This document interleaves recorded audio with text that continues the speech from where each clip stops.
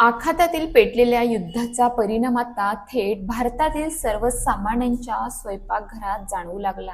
घराच्या तेलाचा आणि LPG गॅसचा पुरवठा विस्कळीत झाल्याने देशात इंधन टंचाई निर्माण झाली आहे. अनेक ठिकाणी गॅस सिलेंडरसाठी लांबच लांब रांग लागल्याचे चित्र दिसत आहे. हॉटेल, चहाच्या टपऱ्या आणि काही लघु उद्योगांनाही गॅस अभावी तात्पुरते बंद ठेवावे लागत आहे. या पार्श्वभूमीवर महाराष्ट्र सरकारने महत्त्वाचा निर्णय घेत राज्यात तात्पुरत्या स्वरूपात केरोसिन वाटप पुन्हा सुरू करण्यास हिरवा कंदील दिला आहे.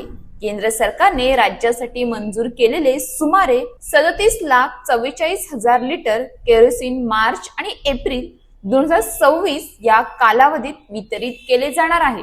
राज्यातील तिन्ही सरकारी तेल कंपन्यांमार्फत हे वितरण केले जाईल. प्रत्येक शिधापत्रिका धारक कुटुंबाला 3 लिटर केरोसिन देण्यात येणार आहे. विशेष म्हणजे ज्यांच्याकडे रेशन कार्ड नाही अशा नागरिकांनाही उपलब्धतेनुसार केरोसिन दिले जाणार आहे. पांढरे रेशन कार्ड धारक तसेच स्थलांतरित मजुरांनाही याचा लाभ मिळणार आहे. ओळखपत्राच्या आधारे त्यांना केरोसिन मिळू शकणार आहे.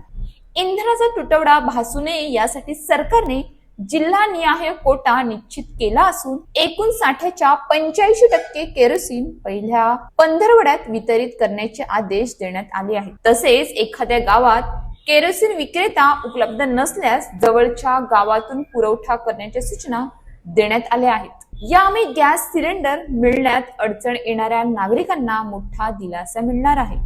संकटाच्या काळात पर्यायी साधनांचा योग्य वापर आणि संयम अत्यंत महत्त्वाचा असतो. नागरिकांनी इंधनाचा वापर जपून करावा आणि गरजूंनाही त्याचा लाभ मिळेल याची काळजी घ्यावी. अशाच ताज्या बातम्यांसाठी आमच्या न्यूज पोलीस रिपोर्टर चॅनलला लगेच सबस्क्राईब करा आणि बेल आयकॉन दाबायला विसरू नका.